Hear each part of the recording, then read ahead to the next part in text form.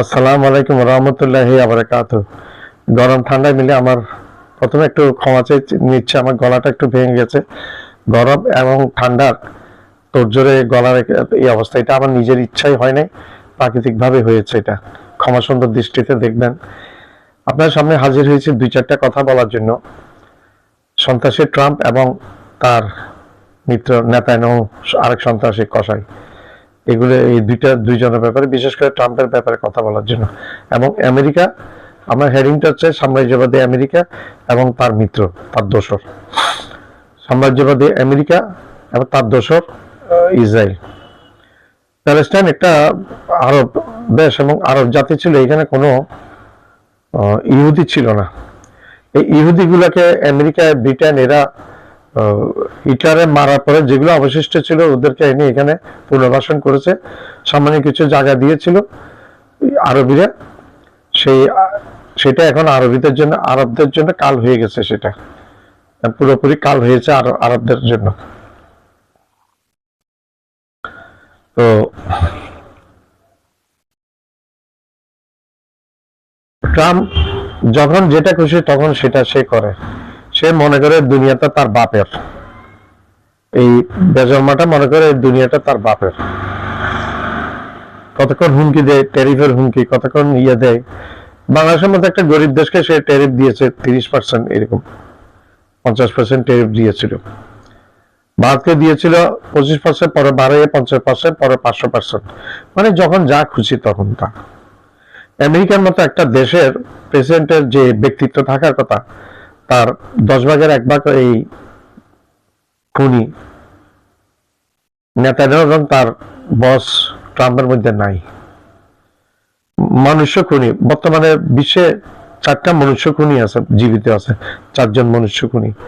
আপনারা আমার সাথে কথা মিলে হইতে পারে, না মিলে হইতে পারে, সেটা আপনাদের ইচ্ছা, আপনাদের স্বাধীন মতামতের ইচ্ছা আপনাদের। 1 নম্বর খুনি হচ্ছে ট্রাম্প, 2 নম্বর খুনি হচ্ছে নেতানিয়াহু, 3 নম্বর খুনি হচ্ছে আমাদের প্রতিবেশী রাষ্ট্রের মোদি, চাওয়ালা মোদি। 4র্থ খুনি হচ্ছে মোদির কোলে গিয়ে যে আশ্রয় নিয়েছে আমাদের এই সাবেক ফ্যাসিস্ট প্রধানমন্ত্রী হাসিনা। এই 4টা খুনি বর্তমানে জীবিত আছে দুনিয়াতে। ট্রাম্পের ব্যাপারে একটু সন্দেহ, কারণ ট্রাম্পকে আজকে 3 দিন ধরে জনসমক্ষে দেখা যাচ্ছে না। যদি ভবিষ্যতে জনসমক্ষে দেখা না যায়, তাহলে ট্রাম্প যে নিহত হয়েছে ইরানের শক্তিশালী মিসাইলের আঘাতে, সেটাই সত্যি প্রমাণিত হয়ে যাবে। আমেরিকা এমন একটি রাষ্ট্র, আমেরিকা দুনিয়াতে সব জায়গায় মার খায়, বিশ্বের নাকি সবচেয়ে বড় শক্তি, পরাশক্তি, কিন্তু সে দুনিয়াতে সবচেয়ে বেশি মার খায়। আমি একটা একটা করে বলছি। প্রথম মারটা সে খেয়েছে শক্তিহীন একটা দেশ, ভিয়েতনাম। দীর্ঘদিন যুদ্ধ করে ভিয়েতনাম থেকে মারটা খেয়ে এই আমেরিকার মতো শক্তিশালী দেশে বিদায় নিতে হয়েছে, সেটা আমাদের চোখের দেখা। ওইখান থেকে বিদায় নিয়েছে। এরপরে এই আমেরিকা চরম মারটা খেয়েছে আফগানিস্তানে।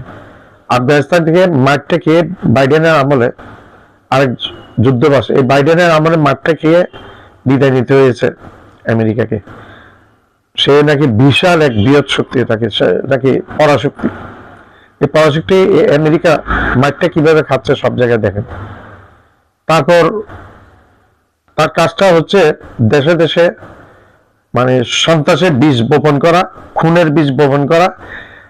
যে সমস্ত রাষ্ট্রপ্রধানরা, সরকার প্রধানরা তার কথাই চলবে না, তার দাসত্ব মেনে চলবে না, তাদেরকে কু মাধ্যমে ক্ষমতা থেকে সরিয়ে দেওয়া অথবা হত্যাকাণ্ডের শিকার করা, এবং নাইলে দেশটাকে বিশৃঙ্খল করে দেওয়া, অর্থনীতি ধ্বংস করে দেওয়া। এগুলো হচ্ছে এই বেজমা আমেরিকার কাজ।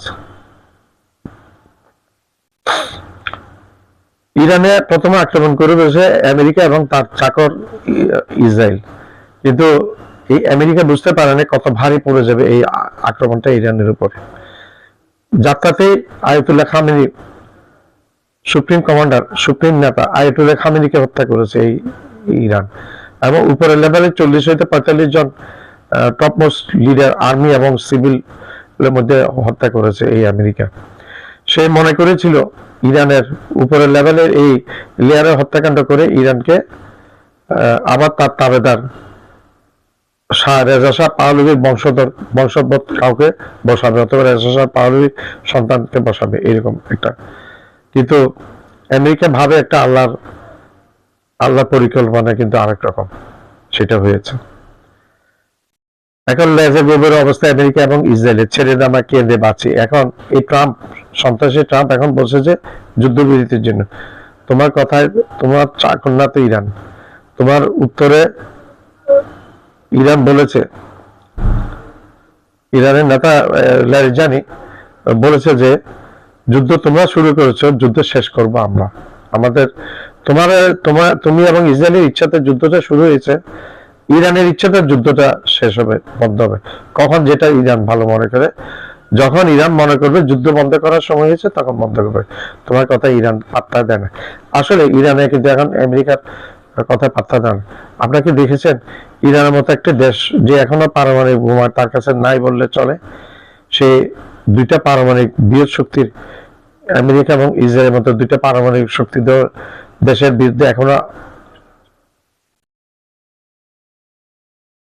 প্রতিবাদ এবং প্রতিরোধ করে চলছে।